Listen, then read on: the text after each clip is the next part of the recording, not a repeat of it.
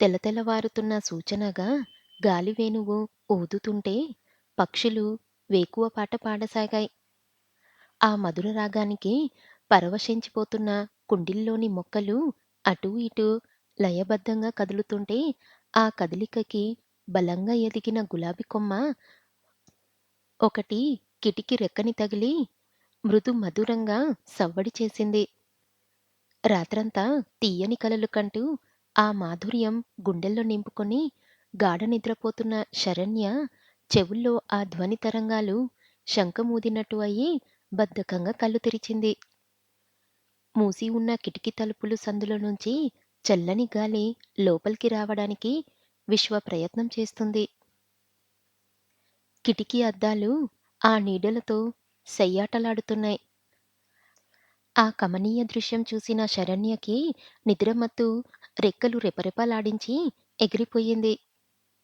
దుప్పటి తొలగించి లేచి కూర్చొని కుడిచేత్తో ఆ నీడల మీద ప్రేమగా తడిమింది.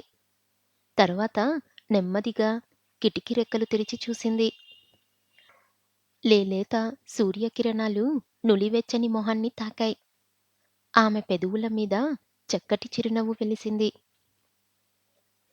ఎంత బాగున్నావు ప్రకృతి అనుకుంది. కళ్ళు విశాలం చేసి లేత నారింజ రంగు అద్దుకున్న ఆకాశం కేసి చూస్తూ.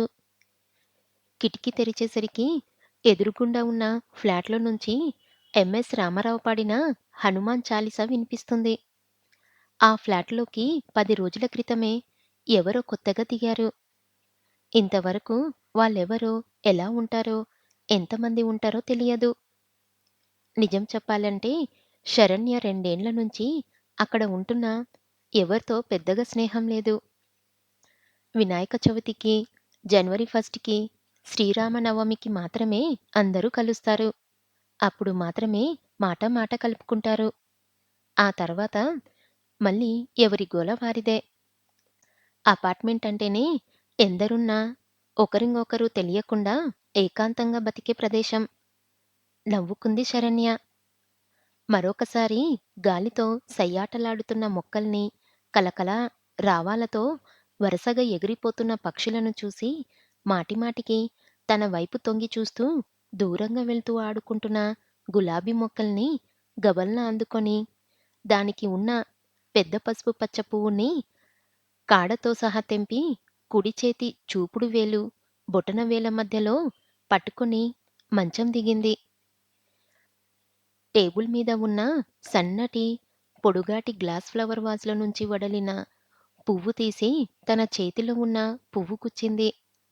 అక్కడే ఉన్న వినాయకుడి విగ్రహానికి 2 చేతులు జోడించి నమస్కరించి బాత్రూంలోకి వెళ్ళిపోయింది. శరణ్యకి మనసంతా హాయిగా ఉంది. తేజ అంటే ఎంత ఇష్టమున్నా అతనికి, తనకి మధ్య ఉన్న స్థాయి భేదం గుర్తుంచుకొని ఇంతకాలం నుంచి తనని తాను అదుపులో ఉంచుకోవడానికి చాలా కష్టపడాల్సి వచ్చింది. ఎలాంటి ఆకర్షణ, ఎలాంటి ప్రలోభం ఇద్దరి మధ్య ఉన్న మంచి స్నేహాన్ని పాడు చెయ్యకూడదని జీవితాంతం అతను ఒక స్నేహితుడిగా తన జీవితంలో మిగిలిపోతే చాలని ఆశించింది. అయితే ఇప్పుడు తేజ ఇచ్చిన భరోసాతో అతని ఆహ్వానాన్ని అందుకొని నిస్సంకోచంగా అతని జీవితంలోకి నడిచి వెళ్ళడానికి సిద్ధమైంది. ఇంతకాలమున్న సంకోచాలు, భయాలు అన్నీ తేజ మాటలతో ఎగిరిపోయి మనసు ఉల్లాసంగా ఉంది. స్నానం పూర్తి చేసుకొని వస్తూ ఇవాళ గుడికి వెళ్ళాలి అనుకుంది. వార్డ్‌బోర్డ్‌లో నుంచి డ్రెస్ తీసుకోబోయి ఆగిపోయి సూపర్ నెట్ చీర తీసుకైంది. అందంగా చీర కట్టుకొని అద్దం దగ్గర అరగంట సేపు తయారైంది. తయారవ్వడం పూర్తయ్యాక ఒకసారి తనని తాను చూసుకొని, నేను అందగత్తెని సుమా అనుకుంది. తర్వాత పర్సు తీసుకొని గదిలో నుంచి హాల్లోకి వచ్చి మరోసారి చీర కుచ్చిళ్ళు సర్దుకొని ఇంటి తాళం, బండి కీసు తీసుకొని బయటికి వచ్చింది. తాళం వేసి లిఫ్ట్ దగ్గరకు వెళ్ళింది. లిఫ్టు 4 అంతస్తులో ఉంది. ఒక నడివయస్సు స్త్రీ గుంటూరు జరీ చీర కట్టుకొని, కొంగు భుజం చుట్టూ కప్పుకొని లిఫ్ట్ కోసం చూస్తుంది. ఎవరివిడ? ఎదురుగా ఫ్లాట్‌లో కొత్తగా వచ్చిన వాళ్ళ తాలూకు కాదు కదా! పలకరించనా? ఆలోచిస్తూ ఉండగానే లిఫ్టు రావడంతో ఆవిడతో పాటు లిఫ్టులోకి నడిచింది. గుడి దగ్గరే కాబట్టి నడిచే వెళ్ళొచ్చు కదా అనుకుంటూ బండి కీస్ పర్సులో వేసుకొని సెల్లార్ వైపు వెళ్ళకుండా గేటు వైపు నడిచింది. తనతో లిఫ్టులో వచ్చిన ఆవిడ కూడా శరణ్య వెనకాలే రెండడుగులు వెనకాగా నెమ్మదిగా నడిచి వస్తుంది. చామన ఛాయగా ఉన్న నుదుటి మీద కుంకుమ, కళ్ళల్లో కాటుక, రింగుముడి నిరాడంబరంగా కలగా ఉంది. మొహంలో ఉదాసీనత వెనక ఏదో విషాదమున్నట్టు అనిపిస్తుంది. ఆవిడతో మాట కలుపుదామంటే ఆవిడ ఆ అవకాశం ఇవ్వకుండా తల వంచుకొని నడుస్తుంది.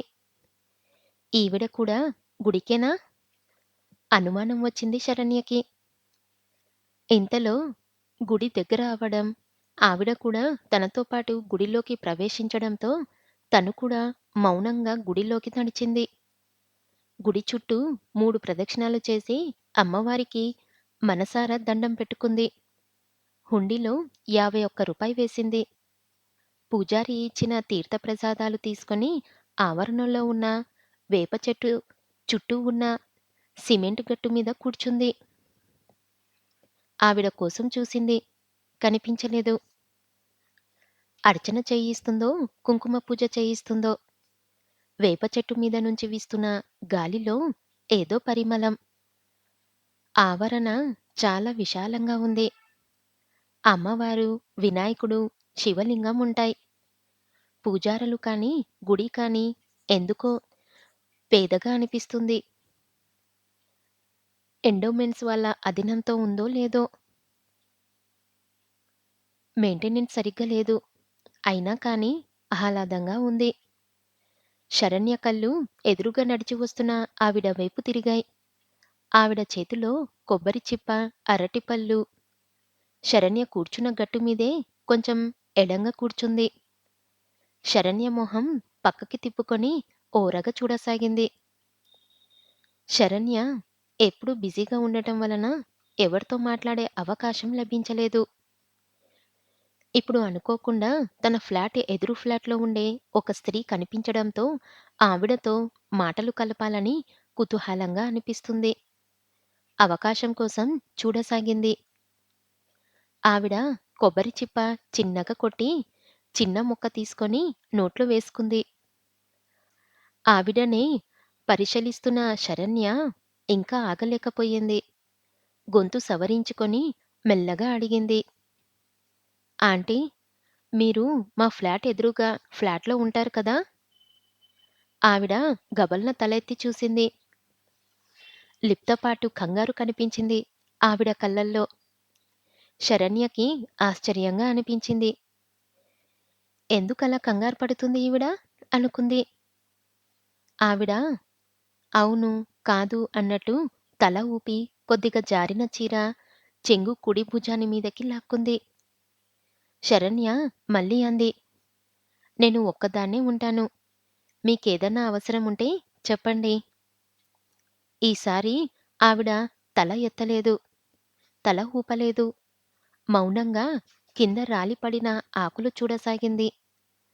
ఆవిడ వైపు విచిత్రంగా చూస్తున్న శరణ్య ఉలిక్కిపడింది. ఆవిడ కళ్ళ నుంచి నీళ్లు బొట్లు బొట్లుగా రాలుతున్నాయి. శరణ్య అప్రయత్నంగా ఆవిడకి దగ్గరగా జరిగి ఏమైందండి?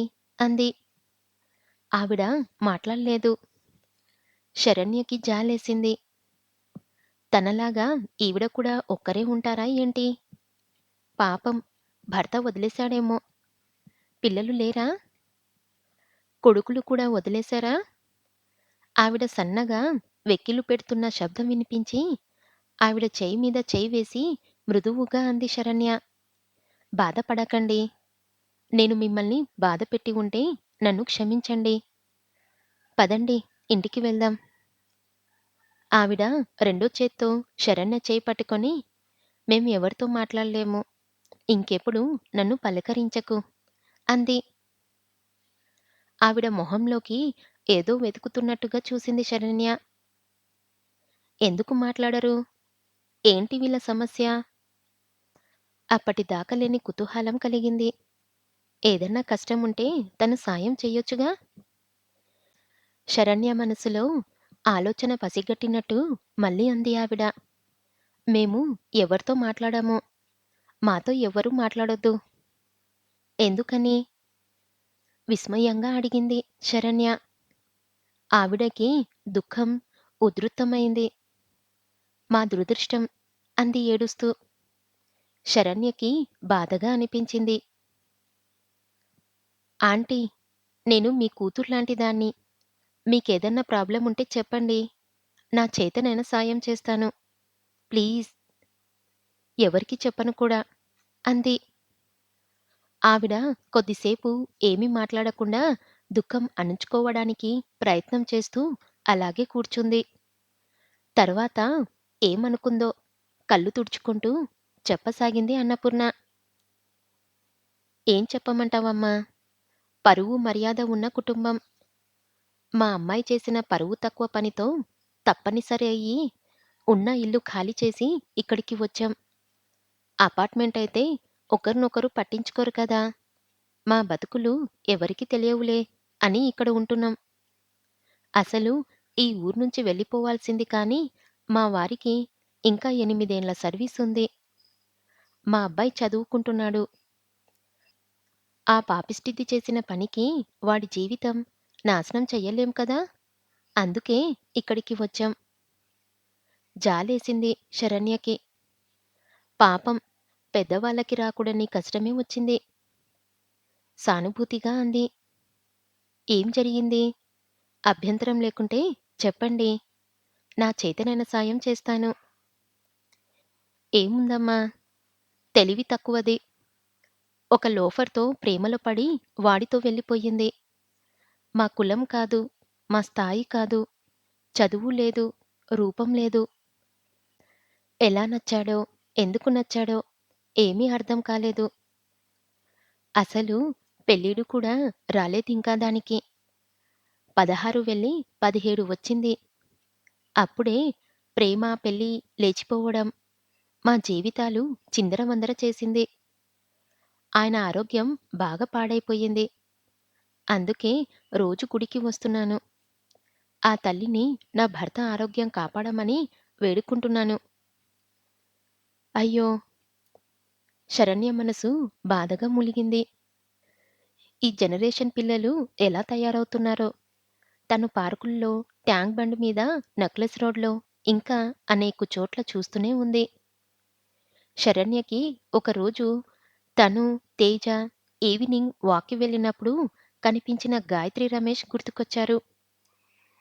ఆ అమ్మాయి కూడా ఎంత బాగుందో! వాడిని చూస్తే పిట్టలు పట్టుకునేవాడిలా ఉన్నాడు.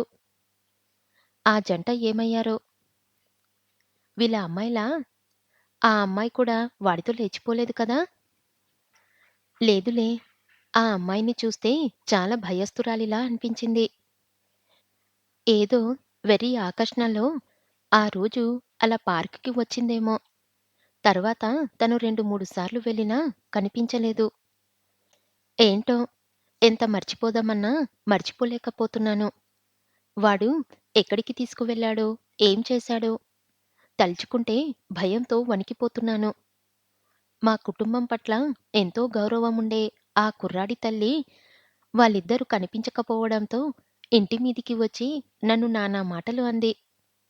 తన కొడుకుని నా కూతురే వల్లో వేసుకుని లేపుకుపోయిందని, బోలెడంత కట్నం నష్టపోయానని, ఇంకా ఏవేవో అన్ని మాటలు పడ్డాక అక్కడ ఉండలేకపోయాము. పాపం మరోసారి అనుకుంది శరణ్య. అలా అని ఎక్కడికి వెళ్ళగలము? ఎంత దూరం పారిపోగలము? శరణ్య ఆవిడ చెయ్యి అందుకొని తేలిగ్గా అంది.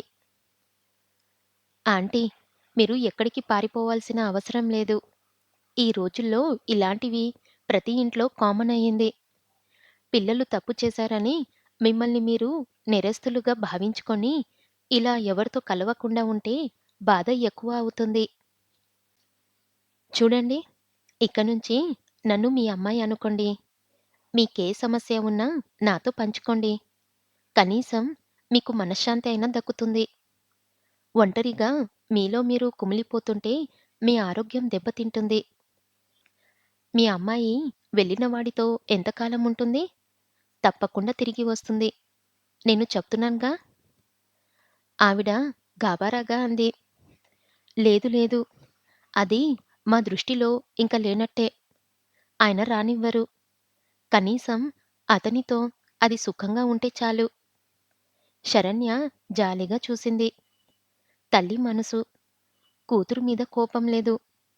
కేవలం పరువు పోయిందన్న బాధ వాళ్ళ మనసుని గాయం చేసినా, కూతురు సుఖంగా ఉంటే చాలు అనుకుంటుంది. నిట్టూర్చింది శరణ్య. ఆ తర్వాత ఇద్దరూ అపార్ట్‌మెంట్ దాకా కలిసి వచ్చారు. మీకేదన్నా అవసరముంటే మాత్రం మొహమాట పడకండి అని మరోసారి చెప్పి తన ఫ్లాట్‌కి వచ్చేసింది శరణ్య. చీర మార్చుకొని, డ్రెస్ వేసుకొని కాలేజ్‌కి బయలుదేరింది. ఇంటికి వెళ్ళిన అన్నపూర్ణకి చాలా రోజుల తర్వాత మనసు కొంచెం తేలికగా అనిపించింది. ఆ అమ్మాయి అన్న మాట నిజం.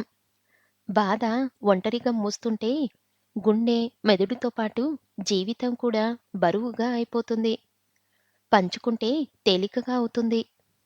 ఇన్నాళ్ళకి పంచుకోవడానికి మనిషి దొరికింది. చిన్నపిల్ల అయితే ఏం? ఎంత పెద్ద మనసు? ఆయనకి తెలియకుండా జాగ్రత్త పడితే చాలు. తెలిసిందంటే ఇంకా అంతే. కూతురుతో పాటు నువ్వు కూడా నా పరువు తీస్తావా? ఇరుగమ్మలు, పొరుగమ్మలతో కబుర్లు చెప్పడం మొదలుపెడితే ఎంక్వైరీలు మొదలవుతాయి. నీకు తెలియకుండానే ఇంటి గుట్టు రచ్చకి చేరుతుంది. పొరపాటున కూడా ఎవరితో మాట్లాడొద్దు అని ఈ ఫ్లాట్‌కి వచ్చిన రోజే వార్నింగ్ ఇచ్చాడు కోటేశ్వరరావు. అలా అని శరణ్యతో మాట్లాడకుండా ఉండలేకపోయింది అన్నపూర్ణ. ఏమాత్రం అవకాశం లభించినా కోటేశ్వరరావు లేని సమయంలో శరణ్య ఇంట్లో ఉంటే మాత్రం కనీసం 10 నిమిషాలైనా ఆ అమ్మాయితో తన మనసులో బాధ చెప్పుకొని ఓదార్పు పొందడం అలవాటైంది అన్నపూర్ణకి. శరణ్య సంస్కారం, మంచితనం, మాటల్లో ఆత్మీయత ఆవిడని ఎంతో ఆకర్షించాయి. ఒకరోజు శరణ్య ఇంట్లో తేజ కనిపించగానే ఆవిడ భయపడిపోయింది. అతన్ని పరిచయం చేసింది శరణ్య. ఎంతో వినయంగా, మర్యాదగా మాట్లాడిన అతని మాట తీరు, అతని రూపం, చదువు, హోదా తెలిసాక శరణ్య నిర్ణయాన్ని అభినందించింది. నీలాగే నా కూతురు కూడా కాస్త చదువుకొని ప్రేమించి ఉంటే ఇలాంటి మంచి కుర్రాడిని ప్రేమించేది. మేము కాదనేవాళ్ళం కాదు. కానీ వాడు ఆ వెధవ ఎందుకు పనికిరాని వాడమ్మా! అంటూ వాపోయింది ఒకరోజు. బాధపడకండి. తను బాగానే ఉంటుంది అంది శరణ్య. అయితే అన్నపూర్ణకి నిరాశని, బాధని, శరణ్యకి ఆనందాన్ని కలిగించే సంఘటన జరిగింది. శరణ్య గ్రూప్‌లో సెలెక్ట్ అయ్యి విజయవాడలో రెవెన్యూ డిపార్ట్‌మెంట్‌లో పోస్టింగ్ వచ్చింది. ఆ విషయం ఎంతో ఆనందంగా అన్నపూర్ణకి చెప్పగానే అనుకోకుండా లభించిన ఒక ఆత్మీయుతురాలు దూరమవుతున్న బాధ ఆవిడ కళ్ళల్లో కనిపించింది. అది చూడగానే శరణ్య మనసు చివుక్కుమంది. ఇలా పోస్టింగ్ వస్తుందని తెలిసి అనవసరంగా ఈవిడకి దగ్గరయ్యాను. అయ్యో! అనుకుంది శరణ్య. అన్నపూర్ణ కొద్ది నిమిషాల్లోనే సర్దుకొని, చాలా సంతోషం తల్లీ. త్వరలో పెళ్లి చేసుకొని పిల్లాపాపలతో సుఖంగా ఉండు అంది మనసారా దీవిస్తూ. Thanks aunty. అప్పుడప్పుడు ఫోన్ చేస్తుంటాను అంది. వద్దమ్మా! వద్దు. ఆయనకి తెలిస్తే కొంపలంటుకుంటాయి అంది అన్నపూర్ణ కంగారుగా. బాధగా అనిపించినా చేసేది లేక ఊరుకుంది శరణ్య. తేజ చాలా సంతోషించాడు. త్వరలో నువ్వు కలెక్టర్ అవ్వాలి శరణ్య అన్నాడు అభినందిస్తూ. అప్పుడు నువ్వు నా దగ్గర పిఏగా చేస్తావా? చిలిపిగా అంది శరణ్య. మహాభాగ్యంలా భావిస్తాను. సరేనా? శరణ్య నవ్వింది. ఇప్పుడు మా నాన్నని మన పెళ్ళికి ఒప్పించడం వెరీ ఈజీ అన్నాడు. ఉండు బాబూ! ముందు నన్ను సెటిల్ అవ్వనీ. ఎక్కడ పోస్టింగ్ ఇస్తారో ఏంటో? వెళ్ళి జాయినింగ్ రిపోర్ట్ ఇచ్చిందాకా టెన్షన్. ఎందుకు టెన్షన్? మంచి పోస్ట్ ఇస్తారులే. అయినా ఏదిచ్చినా నువ్వు చెయ్యగలవు నాకు తెలుసు. అతని నమ్మకానికి ముచ్చట వేసింది శరణ్యకి. విజయవాడ వెళ్ళే ముందు ఒకసారి వైజాగ్ వెళ్ళి అమ్మానాన్నల ఆశీర్వాదం తీసుకొని వెళ్ళి జాయిన్ అవుతా అంది. ఇట్ ఈజ్ మస్ట్ అన్నాడు. ఆ రోజు నో హోటల్‌లో డిన్నర్ ఇచ్చాడు తేజ.